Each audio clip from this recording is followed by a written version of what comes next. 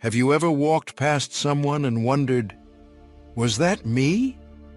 You showered, you wore clean clothes, you used your favorite soap, but something felt different. A scent in the air that didn't feel like you. This isn't about hygiene, it's not about being dirty, and it's not your fault. Today, we talk about something 99% of seniors don't know. What really causes that unpleasant body odor that sneaks up on you after 60. We're going to speak gently, we're going to speak truthfully, and we're going to help you feel more confident in your own skin again. Let me tell you about Walter. He's 71, a retired accountant, lived in the same small home for decades. Quiet mornings, strong coffee, neatly pressed shirts. Every Wednesday, his daughter would stop by with her 2 children, and every Wednesday, she hugged him and smiled. But lately, Walter felt something shift. One afternoon, he overheard his granddaughter whisper, "Grandpa smells like old books." It wasn't said with cruelty, just innocent honesty, but it stayed with him. It hurt, not deeply, but quietly. He stood in the bathroom that night, staring at his reflection, sniffing his shirt, his armpits, even his towel. Everything looked clean, so why did he feel ashamed? Walter isn't alone, and if you've ever felt the same, you're not either. So why does this happen? There's a real reason, a biological change. As we age, our skin produces a different chemical, 2-non-enol. It's invisible, odorless at first, but when it mixes with the natural oils on our skin, it creates that scent many describe as musty, grassy, or slightly greasy. Some call it old person smell, but here's the thing. It has nothing to do with how often you bathe. In fact, overwashing with harsh soaps can make it worse. Why? Because those soaps strip the skin's barrier. Your body then works overtime to produce more oil. More oil means more 2-non-enol, and more 2-non-enol means more of that scent. Let's talk about medication. Walter, like many seniors, was on a cocktail of prescriptions. Blood pressure meds, cholesterol pills, and a mild diuretic. Harmless enough, right?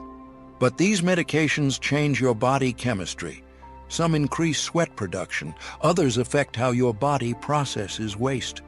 When that waste comes out through your pores, it can leave a scent behind. Then there's diet. As we age, our digestion slows.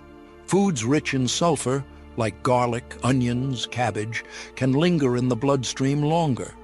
That means your skin, your breath, and even your sweat can carry the scent longer than it did when you were 30. And then there's dehydration. Most seniors don't drink enough water. Dehydration concentrates the compounds in your body that cause odor. Think of it like this. A dry sponge holds smell. A wet one, less so. Walter didn't know any of this. He thought maybe he just needed to scrub harder. He bought stronger soaps, switched his laundry detergent, started using cologne again, and none of it helped because he was treating the symptom, not the source. Then one day, his neighbor, a retired nurse named Eileen, stopped by. She noticed the scent too, but instead of saying anything harsh, she brought him a small gift basket. Inside was a bottle of cleansing oil, a soft loofah, a tea tree-based body wash, and a note that said, "Sometimes it's not about being clean, it's about being gentle with your skin." Walter tried it. He stopped scrubbing and started oil cleansing once a day. He switched to wearing breathable cotton undershirts. He started drinking 2 full glasses of water with every meal. And little by little, he noticed a change. The scent faded. The self-consciousness eased. The hugs lasted longer. Let's pause here and talk about what you can do if this story feels familiar. First, stop blaming yourself. This is a biological reality. And the fact that no one told you sooner is not your burden to carry. Second, look at your products. Are you using strong antibacterial soaps? Alcohol-based cleansers? Harsh laundry detergent? Try switching to something gentler. Look for body washes with green tea, persimmon, or charcoal, all known to break down 2-nonenal. Third, hydrate. Start with 1 full glass of water when you wake up, 1 at each meal, 1 before bed. You don't need to chug, just sip steadily. Fourth, re-examine your diet. Reduce sulfur-heavy foods if you notice a smell. Add chlorophyll-rich foods like spinach and parsley, or try a liquid chlorophyll supplement. Many seniors swear by it. Fifth, wear breathable clothing. Cotton, linen. Avoid synthetic fabrics that trap sweat and bacteria. Wash your clothes in hot water when possible and add a little white vinegar to the rinse cycle.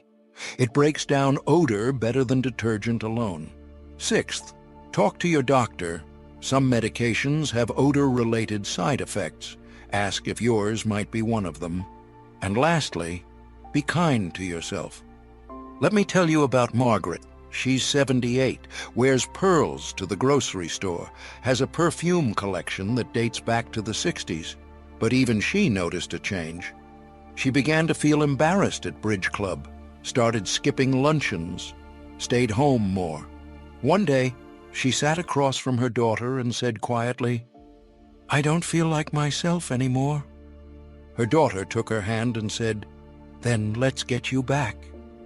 They made small changes, soft skin brushes, a new body lotion with green tea, a light spray made with baking soda and rose water.